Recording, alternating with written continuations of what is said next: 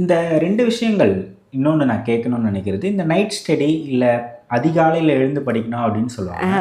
அதிகாலையில எழுந்து படிச்சா பிரெயின் நல்லா ஒர்க் ஆகும் அந்த மாரிலாம் நெறைய பேர் சொல்லி நான் இருக்கு கேட்டுருக்கேன். அதெல்லாம் இருக்கு உண்மைதானா? எது அவங்கவங்க பர்சன சார்ந்ததா? இல்ல அதிகாலையில எழுந்து படிக்கிறது நல்லதா?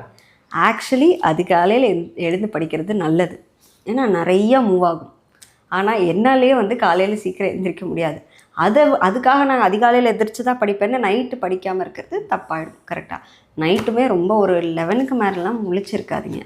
So yes, morning study is effective than night study. ஆனால் மார்னிங் தான் படித்தே ஆவேன், அதுக்காக நான் பெர்ஃபெக்ஷனிசம் பார்க்கக்கூடாது. எப்பயும் கன்சிஸ்டன்சி முக்கியம். கண்டிப்பாக படித்தே ஆகணுன்றது, மார்னிங்கே எந்திரிச்சு படிக்கலை அப்படின்னா அதை வந்து கில்ட்டியாக ஃபீல் பண்ணக்கூடாது.